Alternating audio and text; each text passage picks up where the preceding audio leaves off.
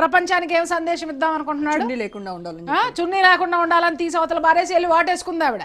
ఏ తండ్రి చూస్తా ఊరుకుంటాడమ్మా నాకు అర్థం కాదు. రేపు పొద్దున అదే మన పిల్లలు ఆ పని చేస్తే దవడ బాల్గొట్టి పెట్టి కొడతాం. ఎందుకు కొడతాం అనంటే దేనికైనా ఒక హద్దు ఉంటుంది, మగాడికైనా ఆడదానికైనా. ఇప్పుడు మీరు మాట్లాడుతున్నారు కదా మగాళ్ళకి ఉండాలి, మగాళ్ళ చూపులకు హద్దు ఉండాలి కానీ నీ డ్రెస్సింగ్ సెన్స్కి హద్దు ఉండొద్దా? మరి అలాగే నీ శరీరం నీదన్నప్పుడు నా చూపు నాదని వాడు మాట్లాడుతున్నాడు, నా చేష్టలు నావని మాట్లాడుతున్నాడు. ఎవరికి సమాధానం చెప్దాం మనం? నువ్వు ఒక మాట మాట్లాడేటప్పుడు నువ్వు సెలబ్రిటీ కావచ్చుగా అని నువ్వు అనుకుంటున్నావేమో. మాలాంటి వాళ్ళ దృష్టిలో మేము కనీసం పట్టించుకోం. గౌరవం ఇస్తాం ఎంతవరకు? ఈ సమాజాన్ని నువ్వు గౌరవించినంత వరకు. సమాజంలో ఉన్నటువంటి పద్ధతులు కట్టుబాట్లు కొన్ని ఉన్నాయి నైతికంగా. ఆ నైతికంగా మీరు రెస్పెక్ట్ ఇచ్చినంత వరకు ఖచ్చితంగా అందరినీ మేము మనందరం కన్సిడర్ చేస్తాం, రెస్పెక్ట్ ఇస్తాం. అది దాటి ఎవడి శరీరం వాళ్ళదండి. నీ శరీరం నీదైనప్పుడు ఇంట్లో పెట్టుకో. రోడ్డు మీదకి తీసుకొచ్చినప్పుడు నా ఇంటి ముందు నుంచి వెళ్తుంది, నా ఇంట్లోకి వస్తుంది, లేదా నా మొగుడు ముందు నుంచి వెళ్తుంది, నా పిల్లల ముందు నుంచి వెళ్తుంది. వయసు వచ్చినటువంటి పిల్లలు ఉన్నారు, ఏం చెప్తున్నావు నువ్వు ఇప్పి చూపించే? వాళ్ళకు ఉంటుందా సంస్కారం?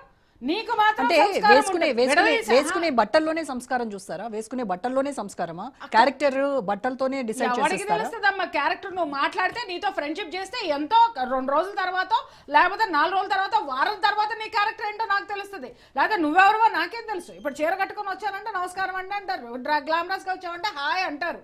ఈ రెండింటికి తేడా నీకు అక్కడే కనిపిస్తుంది కదా. ఎందుకు ఇలాంటివి మాట్లాడొద్దు. ఇవన్నీ ఏంటంటే ఎస్కేపిజం అంటారు నేను. ఖచ్చితంగా ఎస్కేపిజం. ఏమంటే డ్రెస్సుల్లోనే ఉంటుందంటే ఖచ్చితంగా డ్రెస్లోనే ఉంటుంది. పెళ్లి కూతురు లక్షణంగా పట్టు చీర కట్టుకొని కూర్చొని ఉంటే ఎంత అందంగా ఉన్నారనుకుంటారు. బికినీ డ్రెస్ వేసుకుని కూర్చొని పెళ్లి చేసుకోమను. ఎందుకు? అక్కడ ఒక సందర్భం ఉంది, సంప్రదాయం ఉంది, దాన్ని మనం పాటించి తీరాలి. సంప్రదాయాన్ని గౌరవం ఇవ్వాలి. ఎందుకంటే ఈ దేశంలో నువ్వు పుట్టావు. భారతదేశం గౌరవాన్ని సంప్రదాయాన్ని గౌరవించలేని వీళ్ళందరినీ ఏ దేశం కావాలో ఆ దేశానికి పంపండి. కుటుంబ వ్యవస్థను గౌరవించలేని వాళ్ళని ఎక్కడుండాలో అక్కడ ఉండమని చెప్పండి. అంతేగాని మీరు ఇవాళ నెట్టింట్లో మొత్తం మీ ఫోటోలన్నీ హల్చల్ అవుతున్నాయి. నేను చూడను, నువ్వంటే నాకు ఇష్టం లేదు, నేను చూడను.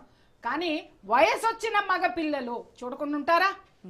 గాడిదలాగా నీకు వచ్చినాయి అన్ని సంవత్సరాలు, కానీ ఇవాళ 15 ఏళ్ళ కుర్రాడు 14 ఏళ్ళ కుర్రాడు నోరు తెచ్చుకొని చూస్తున్నాడు నీ ఫోటోలు. అది ఒక తల్లికి ఎంత బాధ ఉంటుంది, ఒక తండ్రికి ఎంత బాధ ఉంటుంది. ఇంకొకటి, పిల్లలతో కలిసి స్విమ్ సూట్లు వేసుకొని నీళ్ళల్లో ఆడుతా నువ్వు తిరుగుతావు. ఇంకొక తల్లి బిడ్డ ఎలాంటి స్థితిలో ఉండాలి? నీ ఇంట్లో నీకు కట్టుబాట్లు లేవేమో, నీ ఇంట్లో నీకు సాంప్రదాయాలు లేవో. సాంప్రదాయాన్ని నువ్వు చెడగొట్టడానికి నువ్వు సిద్ధమైతే ఇవాళ ప్రతి మనిషి బరిదాటడానికే సిద్ధంగా ఉంటాడు. వాడు నిన్ను ఎగ్జాంపుల్ తీసుకుంటాడు. నేను ఎందుకు యాక్సెప్ట్ చేస్తాను? ఇప్పుడు రీసెంట్గా నిధి అగర్వాల్ ఇష్యూ చూసారు కదా మీరు. ఆవిడ ఒక సాంగ్ రిలీజ్ ఈవెంట్కి వచ్చి వెళ్తున్నటువంటి సందర్భంలో ఆవిడ మొత్తము ఒకటేసారి ఆవిడ మీద పడిపోయి క్రష్ చేసి ఆవిడ చాలా ఇబ్బంది పడిపోయినటువంటి సీన్ చూసారు కదా. మీకు అక్కడ వాళ్ళ పైశాచికత్వం కనబడిందా, ఆవిడ డ్రెస్సింగ్ స్టైల్లో ఉన్నటువంటి తప్పు కనబడిందా మీకు? రెండు.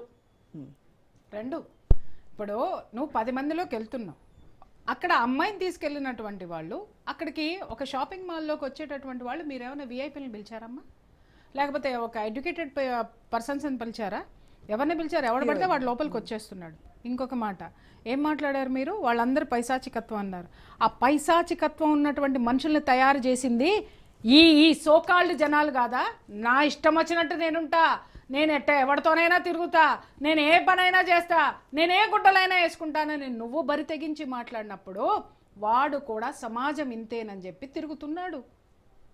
మగాడు కంట్రోల్లో పెడదాం, ఖచ్చితంగా పెడదాం, కొరడా తీసుకుని పెడదాం, కంచి పెట్టి కొట్టి మరీ పెడదాం. మనం ఎక్కడుంటున్నాం? ఇప్పుడు బీరువా ఓపెన్ చేసావు, నగలు బీరువా నిండా నగలు పెట్టావు, తలుపు ఓపెన్ చేసి ఎవడు దొంగతనం చేయడానికి లేదని నువ్వు పెత్తనాలకు పోయావు. దొంగతనం జరగకుండా ఉంటుందా? దొంగతనం నా బంగారం నేను సెక్యూరిటీ పెట్టుకోను, నువ్వు దొంగతనం చేయకూడదు అంటే నా అవసరాలు నాయి. దొంగతనం జరిగే తీరుతుంది అక్కడ. విలువైనటువంటి ప్రాణం లేని ఒక వస్తువునే నువ్వు బీరువాల్లో పెట్టి లాకర్లో తీసుకుని, ఈ అమ్మకి ఎన్నో లాకర్లు ఉంటాయి, పెట్టి నువ్వు మోస్తున్నావే, ఆడది అంతకంటే విలువైంది. ఏ విలువైంది అనంటే ఎప్పుడు కూడా ఈ పురుష సమాజము చాలా వరకు కూడా ఆడదాన్ని ఒక భోగ వస్తువుగానే చూస్తుంది. మీకు చేతనైతే ఈ స్టేట్మెంట్లు ఇచ్చిన ఆడవాళ్ళందరినీ నేను మాట్లాడుతున్నాను, మగాడి మైండ్ సెట్ని మార్చి చూపించి మాట్లాడండి. అంటే వాళ్ళు మారరా? ఎవరు? మనం మార్చాలి కానీ వాళ్ళు స్వతహాగా వాళ్ళలో మార్పు రాదా? స్వతహాగా మార్పు వీళ్ళకి మంచి తల్లులైతే, స్వతహాగా మార్పు వీళ్ళు మంచి భార్యలు అయితే, స్వతహాగా మార్పు వీళ్ళు మంచి సిటిజన్స్ అయితే. అర్థమైందా? ఇవాళ కానంత వరకు నువ్వు స్విమ్ సూట్లు వేసుకొని నీ పిల్లకాయలతో నువ్వు స్విమ్మింగ్ చేసినంత వరకు నేను ప్రపంచం ఎలా చూస్తుంది? అలాగే నువ్వు మట్టలేసుకో, నువ్వు బొట్టు పెట్టుకో అని చిన్మయి వాగింది. నేను చెప్తున్నాను, ఇదెవత్త అసలు చెప్పడానికి?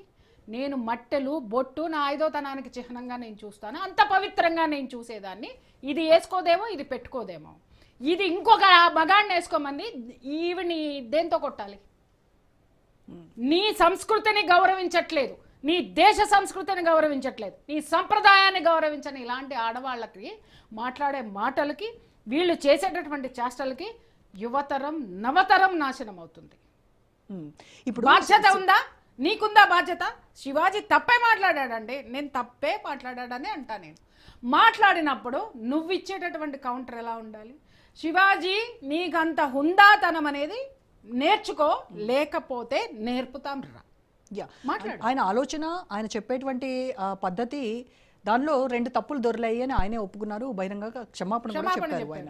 ఆ మనం పోస్ట్ మార్టం చేసి 2 పదాలు మాట్లాడకుండా ఉండుంటే చాలా బాగుండేది. బాగుంటే అసలు ఇది జరిగేది కాదమ్మా. 2 పదాలు వాడకుండా, అంటే